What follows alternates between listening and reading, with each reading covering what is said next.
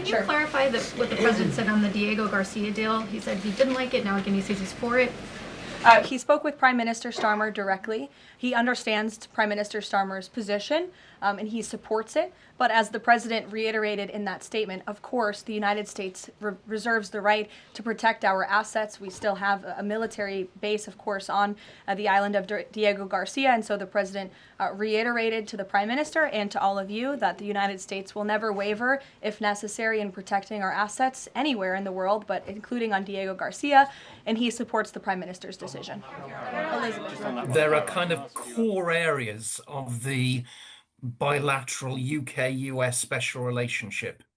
And those I would call and describe as things like the intelligence relationship, the nuclear relationship, all those things. I think those are substantive and long-standing and very, very deep. But then there's the kind of year-to-year, day-to-day political relationship between the two.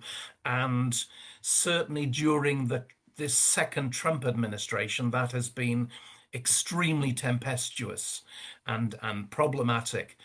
But it's not unique to Britain, clearly. It's the Trump administration's attitude to alliances, and British Prime Minister has tried to steer a kind of, as best he can, a middle course between the tensions between Europe and the United States. The Greenland and the Chagos Islands, it kind of hits a brick wall where, there are such substantive differences that the British find themselves being very, very uncomfortable indeed. Some very significant pressure in regards to the Chinese telecommunications company Huawei.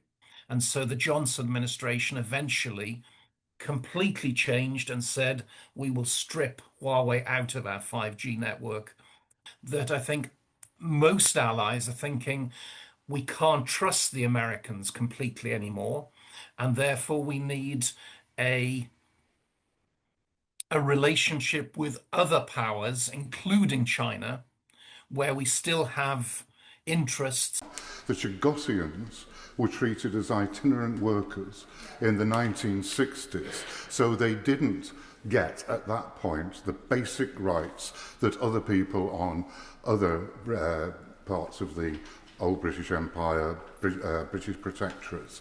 So they were discriminated against, and they're being discriminated against again by giving the Mauritius the power to determine what goes on. The only solution to the central issue of this problem is not a survey that the House of Lords are doing in good faith. It is to have a referendum, which is being ruled out of order today for good reasons, in procedural terms, to give the Chagosians a say in a referendum of whether they want to return or not. Otherwise, it is all speculation.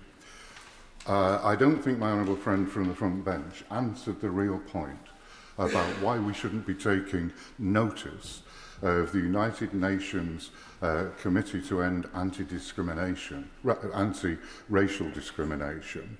That's fundamental, because they go back to the 1960s decision, and they see what happened then and what is being perpetuated now as racial discrimination.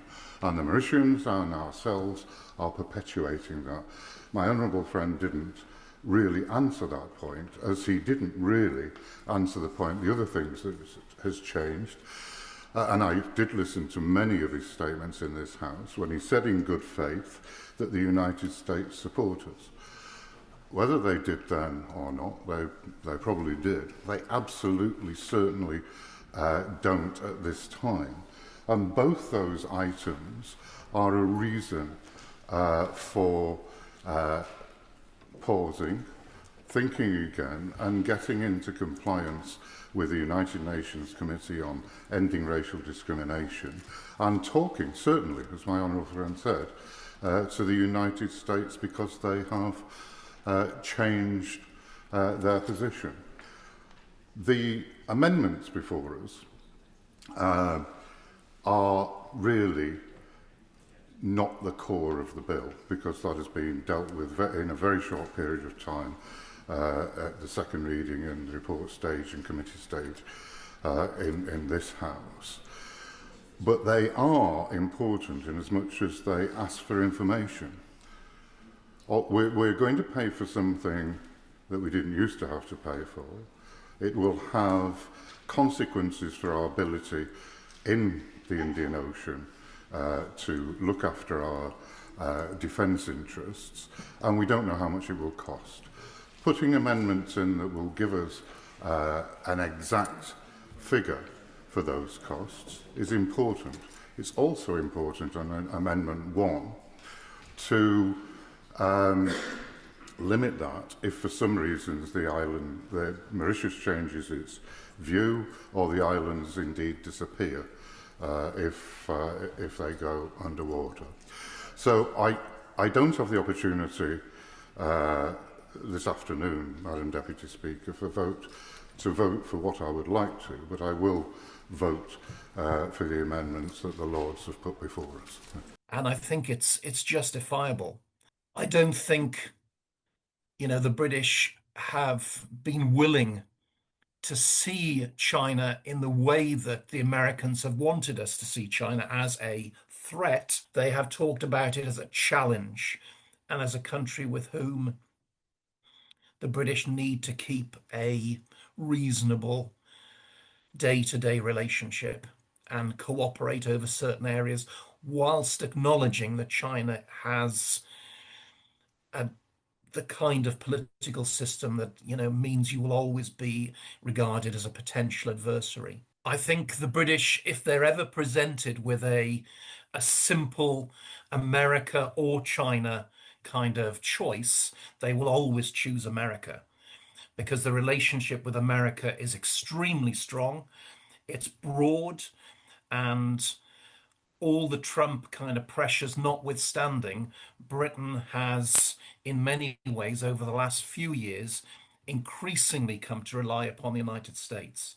If you look at the nuclear sphere, the fact that we're updating our nuclear capability and buying American again, if you look at things like the Joint Strike Fighter program, all these ways make the British deeply entwined with the United States. If America forces us into a choice, we will always choose America. But no British Prime Minister, no national security advisor can ignore the fact that for the past year, America has been less than a good ally.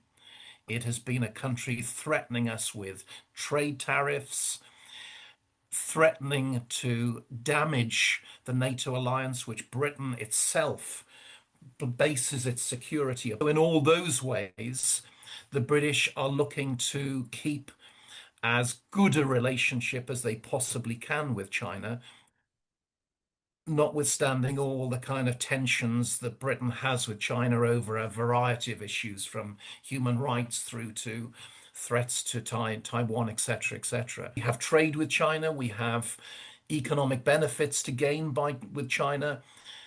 In all those ways, China is a very important country, and you don't want to look for tensions if you can avoid them. But as I go back to the point, a flat choice between China or America, it will always be America.